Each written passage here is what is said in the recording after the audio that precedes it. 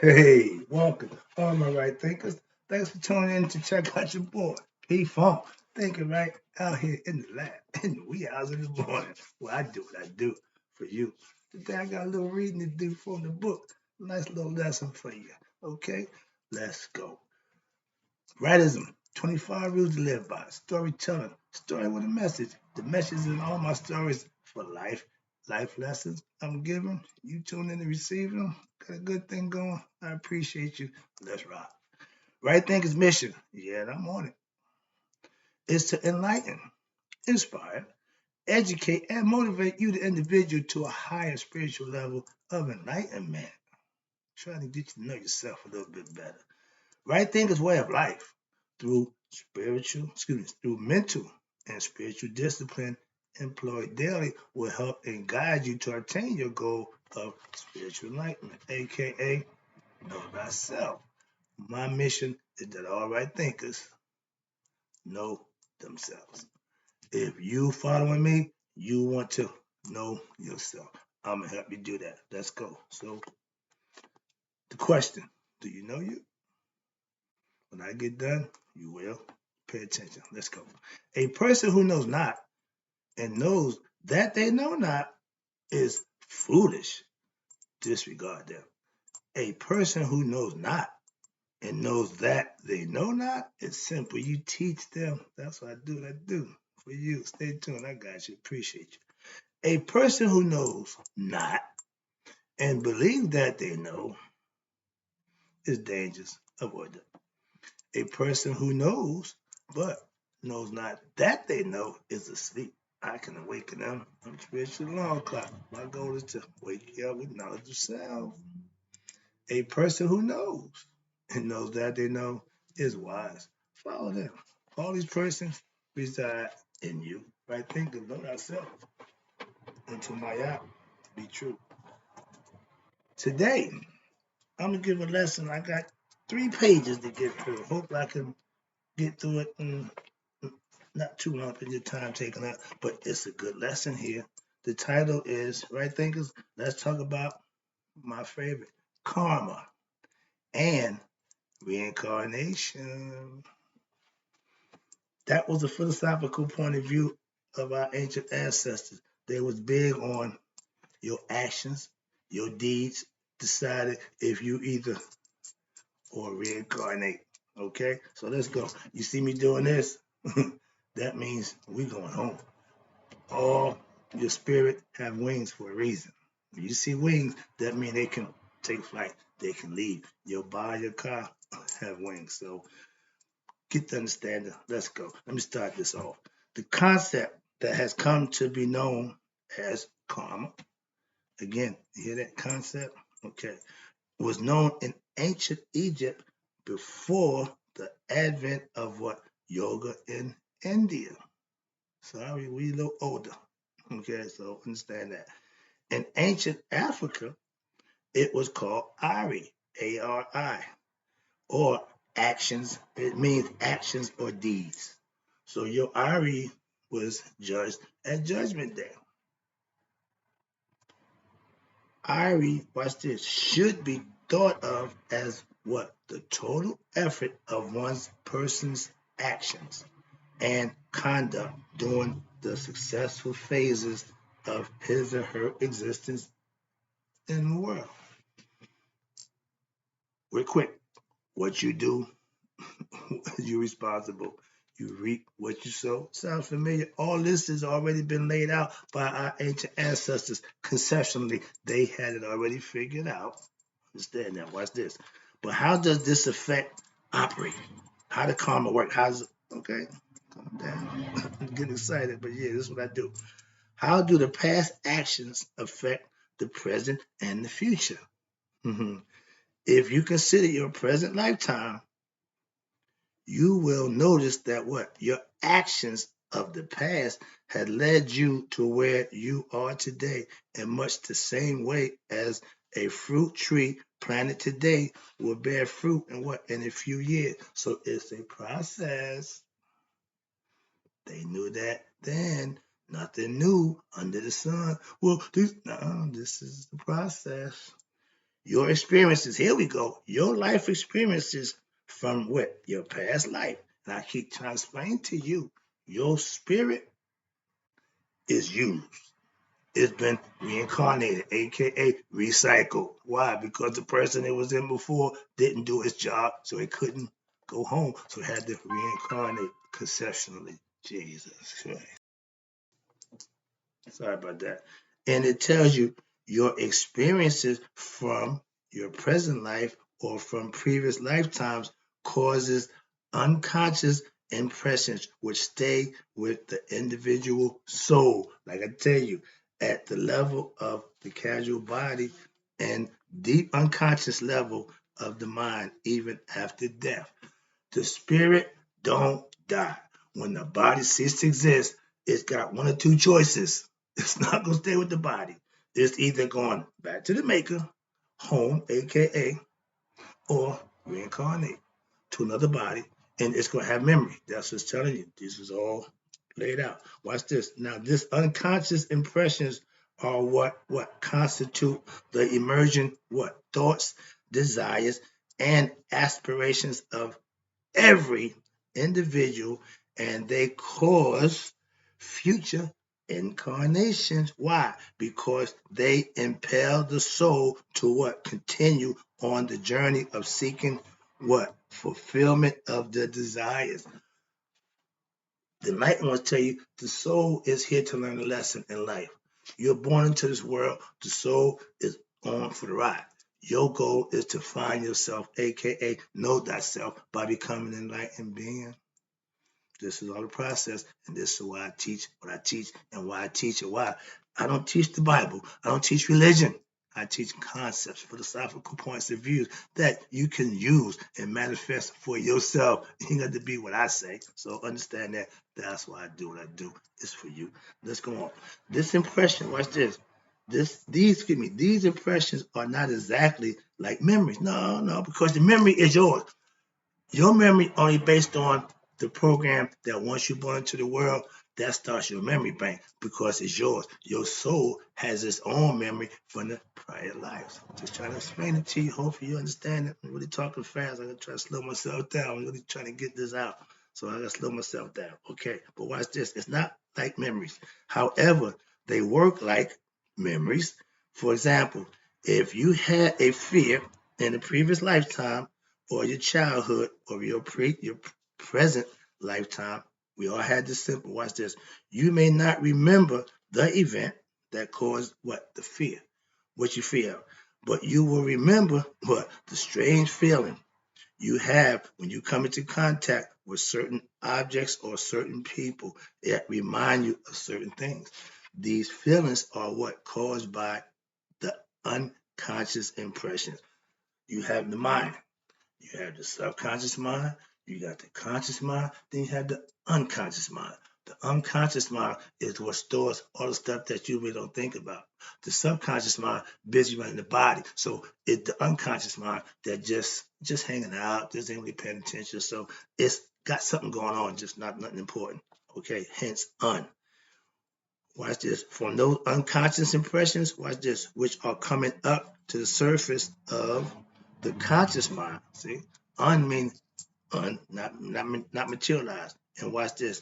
It is the conglomerate of what unconscious impressions, which what are judged in the halls of Maya.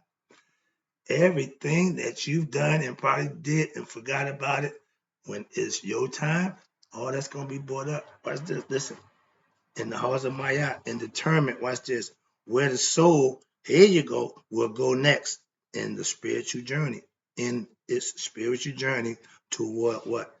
Evolution or devolution, also known as the cycle of birth and death, aka reincarnation, and as well as the experiences of heaven or hell. That concept the ancients didn't have. Okay, you either got devoured by your spirit, your conscience got devoured by Amet, so you don't exist. The spirit goes on. Again, that's the concept. Watch this. Now, the following segment from the ancient Egyptian instructions to Merkari explains this point. Listen, you know that they are not merciful, meaning the God's at judgment, meaning I'm in that he ain't merciful. Watch this. On the day when the judge of the miserable one, all those who didn't do what they're supposed to do, live in my yacht and perform righteous deeds while living, watch this. Do not count on, they can't count on what? The passage of time or years. Why? They consider to the gods, they consider a lifetime as what? But a mere hour. After death, here we go. Man remains in existence, still conscious until what? Why? Because his acts will be accumulated and set beside him before the judge of the dead. Oh, excuse me, whoa. His acts accumulate beside him life in the other world, watch this, is eternal. Not heaven and hell, just eternal. This permanent life is hell. Watch this. That life eternal, but he who arrives, watch this. He who arrives without what? Sin before the judge of the dead, he or she will be there as a netter, and he or she will walk freely as do the masters of eternity. Their concept was your spirit will go on and live in eternity. They didn't call it heaven. They called it Amenta, okay? Eternity. That's the concept. Watch this. I'm halfway through. Oh, I got a little more time. Let me speed this up a little bit. Now, that's the passage that they put in ancient Egyptian proverb. The reference above, watch this, to his acts accumulating beside him, that alludes to the what? The unconscious impressions which are formed as the result of one's actions when while still alive. These impressions can be either positive, watch this, or negative, your choice. Positive impressions, watch this, are developed through positive action, selfless action, good deeds, by living a life of righteousness, aka Maya, and virtue. This implies living according to the precepts and principles and ethicals of mystical wisdom, aka, or being a follower of Haru, quotations, Shimsu Hor. That's another word for follower of Haru, or Aset. These actions, watch this, draw one closer to what? Harmony and peace, thus paving the way to discover what? The self within. What self within?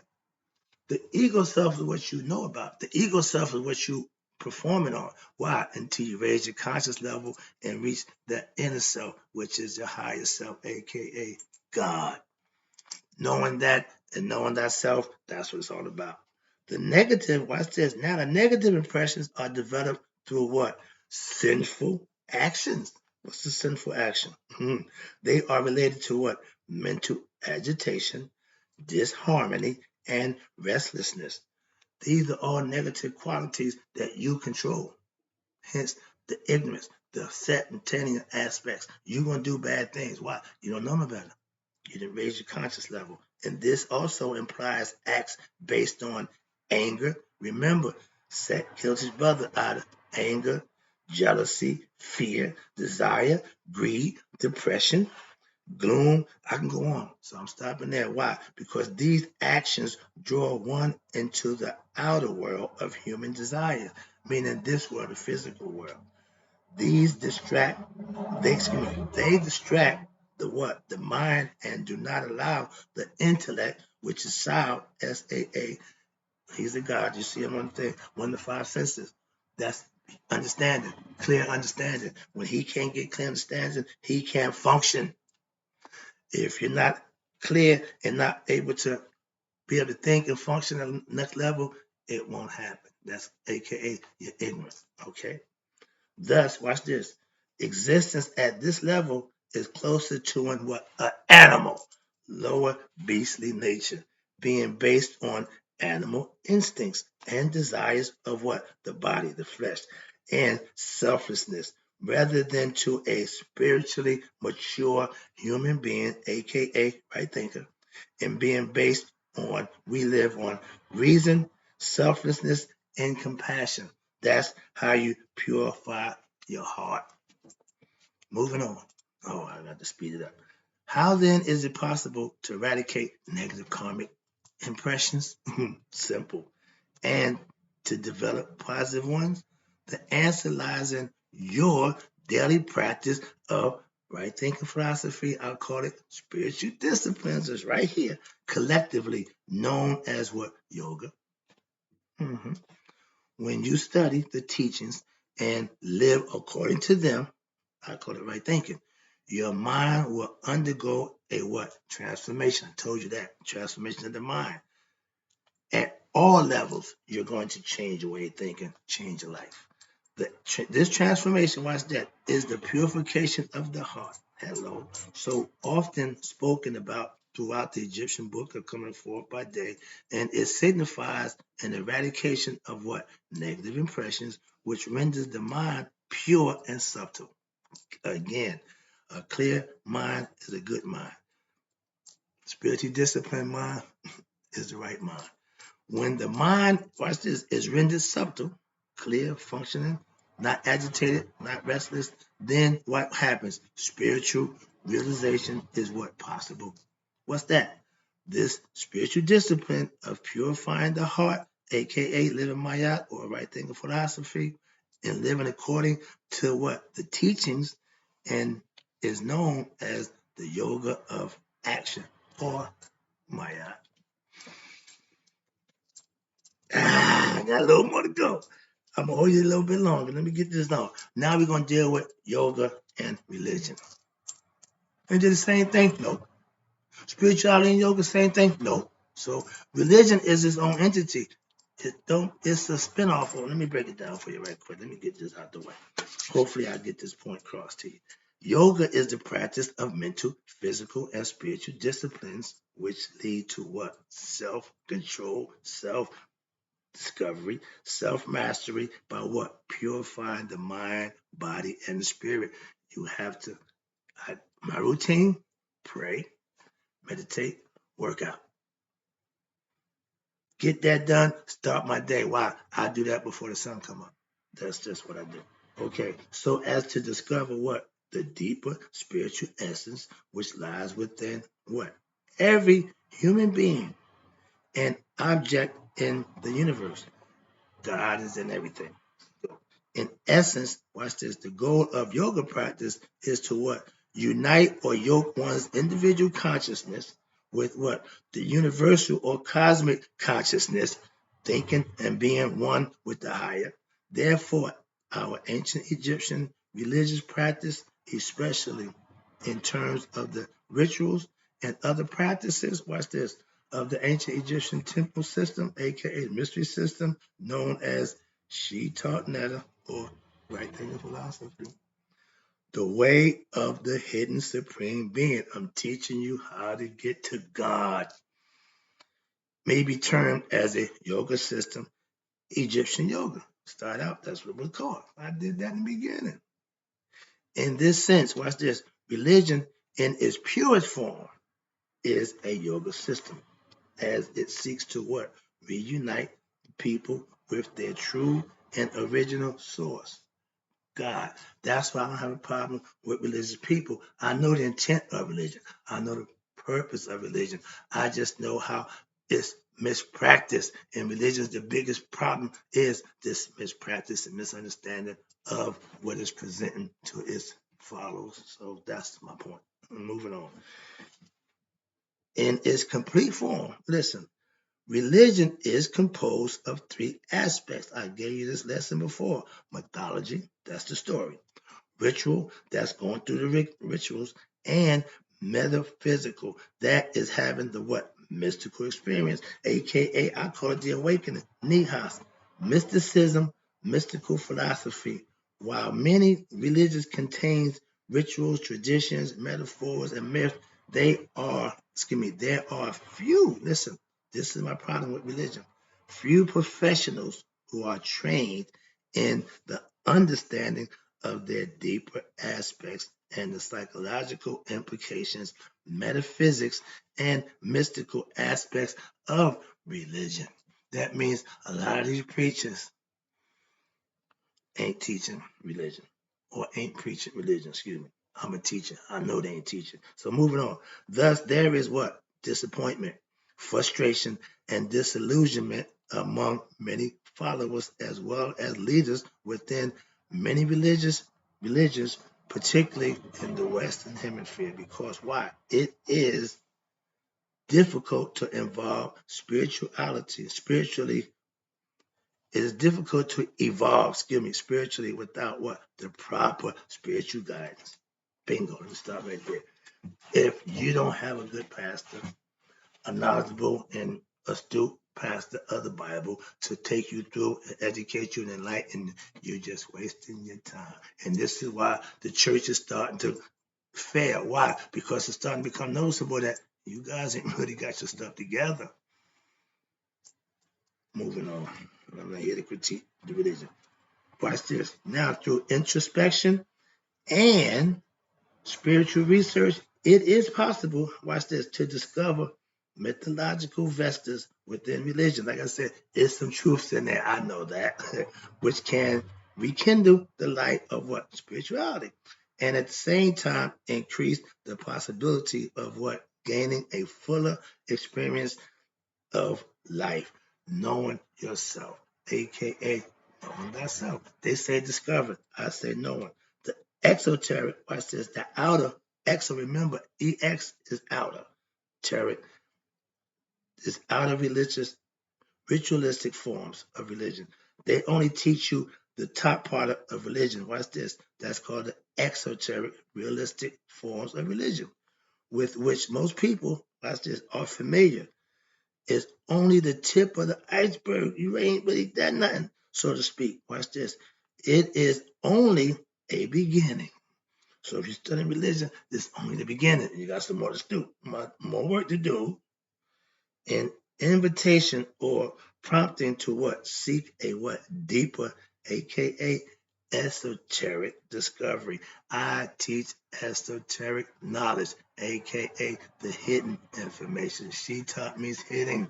Netta means God. I'm teaching you how to find God. Again, religion is supposed to do that. If it's done right and correct, it will in its purest and rarest form. But they just told you a lot of it's not. So therein lies the problem that I have with religion.